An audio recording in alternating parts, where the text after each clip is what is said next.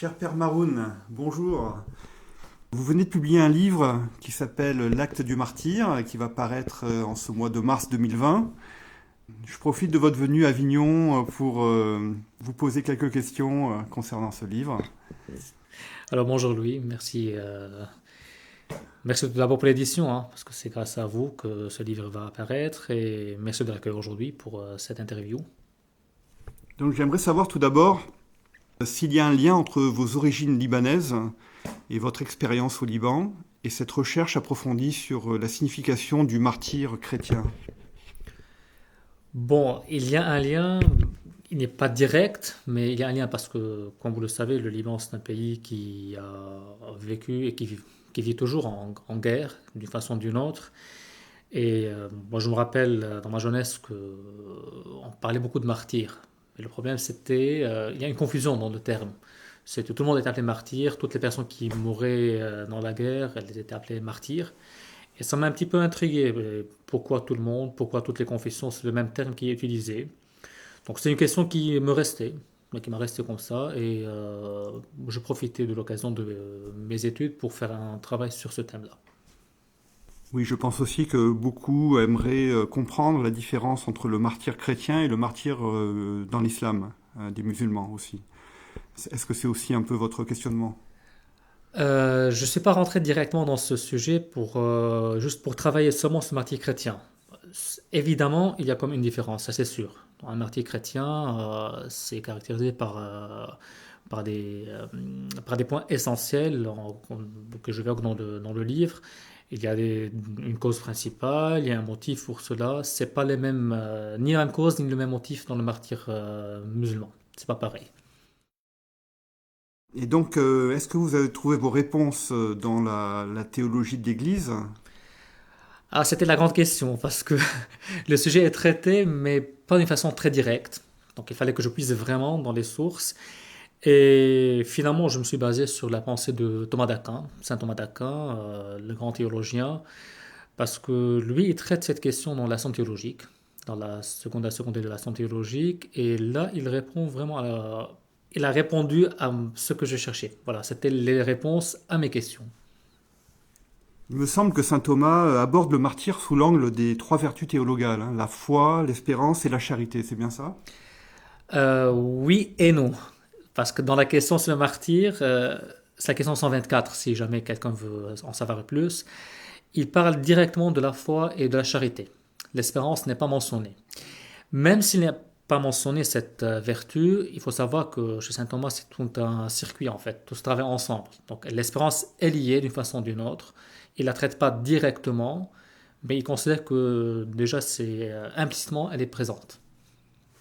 Ce que j'ai beaucoup aimé dans votre livre, c'est le fait d'avoir pris des exemples concrets, comme les martyrs des premiers siècles et d'autres plus récents. C'était vraiment utile, je pense.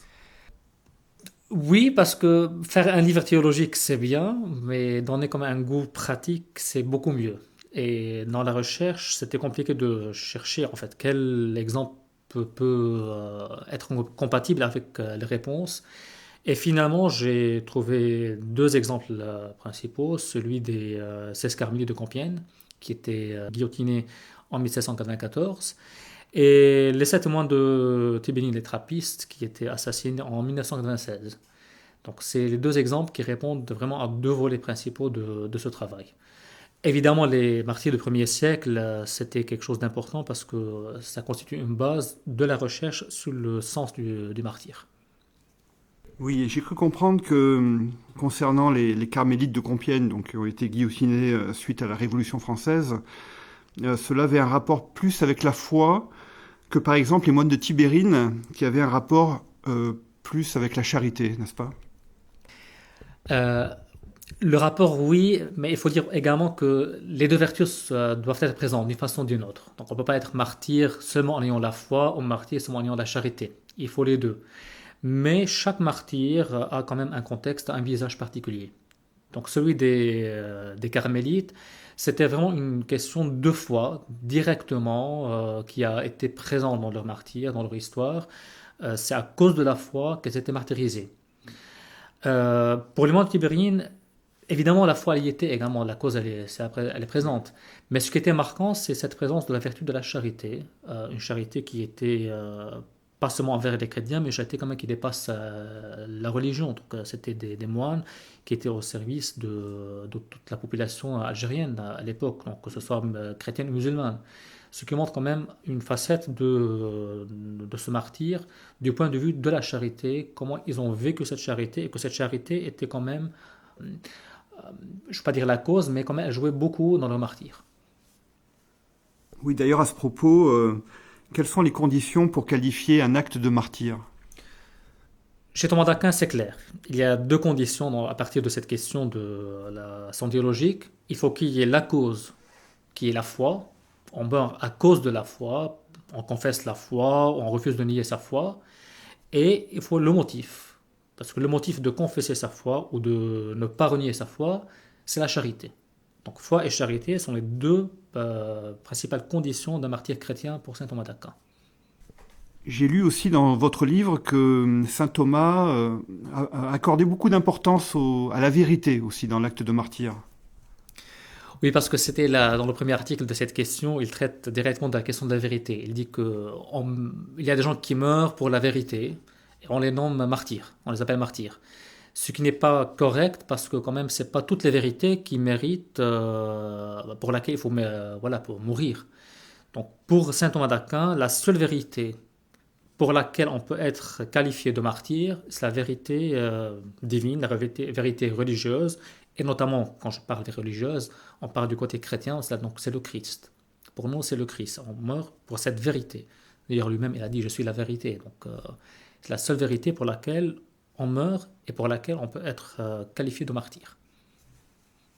Oui, d'ailleurs, peut-on dire que le martyr, est-ce que cet acte de martyr repose sur un mérite de la personne ou est-ce simplement par le mérite du Christ? C'est la grande question que j'ai posée dans la dernière partie du livre pour parler du mérite parce que ça constitue la moralité de cet acte, pour dire que c'était bien ou non, c'est un bon acte ou un mauvais acte. Thomas d'Aquin, il est clair. Le mérite, c'est pas la personne qui le décide. Donc c'est pas l'acte en soi, c'est pas moi qui décide que je mérite ou pas, c'est pas parce que j'ai souffert beaucoup plus que les autres que je peux mériter la vie éternelle. Il y a derrière ce mérite une chose, et cette chose s'appelle la charité. Pas de charité, pas de mérite. On peut mourir pour 1000 personnes sans ayant la charité. Il n'y a pas de mérite. Et quand je parle de mérite ici, c'est le mérite de la vie éternelle. On parle de la récompense de la vie ordinaire. Donc pour lui, c'est pas le fait que l'acte soit si grand ou si petit qui décide s'il est méritoire, c'est la charité. Peu importe l'acte, c'est la charité qui décide si l'acte de martyr est méritoire ou non. Tout simplement. Alors, peut-on dire que l'acte de martyr est un acte surnaturel ou y a-t-il quand même une part d'acte humain? Sûrement, c'est un acte humain. Parce qu'il y a quand même la personne qui est présente, il a sa liberté, et pour dire qu'un acte humain est un acte humain, vraiment, il faut qu'il y ait quand même cette volonté. Non pas la volonté de mourir, hein, c'est pas cette question, mais il faut quand même que c'est un acte qui soit posé volontairement, d'une façon libre et consciente. C'est-à-dire, moi, je refuse pas de nier ma foi. C'est un acte volontaire. Moi, je confesse ma foi. C'est un acte volontaire. Et je le fais parce que je connais cette foi. Dans ce sens-là, le martyr, oui, il est un acte humain. Parce que c'est l'homme qui le pose, d'une façon ou d'une autre, mais librement. Mais d'autre part, il est un acte surnaturel. Parce que, d'une part, ça concerne une vérité qui n'est pas une vérité créée. On parle de la vérité divine. Donc, c'est quelque chose de surnaturel. Et en plus, poser cet acte, quand même, nécessite une force extraordinaire, nécessite du courage, nécessite une grande charité, une foi. Donc, ça concerne les vertus théologales. Et notamment la charité.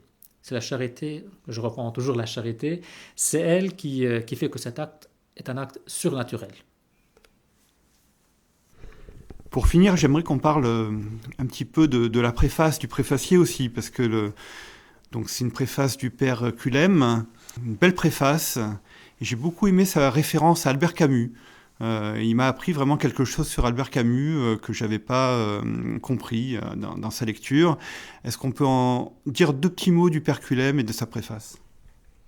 Le père Albert Henri Kulim, c'est lui qui m'a accompagné dans ce travail. C'est un travail universitaire que j'ai fait et c'était lui l'accompagnateur, le directeur de ce travail. Bon, c'est un ami en plus, donc avec ce travail ensemble, on est devenus vraiment des amis. Ce qui est intéressant dans le travail avec Père Albert, c'est il est rigoureux. Et je remercie vraiment pour tout ce qu'il m'a apporté dans ce cheminement pour accomplir ce travail-là. Je vous remercie, Père Maroun. Alors je rappelle ce livre, L'acte du martyr, à paraître en mars 2020 aux éditions Docteur Angélique. Un très beau livre que je conseille évidemment et qui est unique sur ce thème-là. Merci beaucoup, Louis, et on espère aussi pour le futur à notre travail avec vous également dans l'édition. Merci beaucoup. Merci, à bientôt.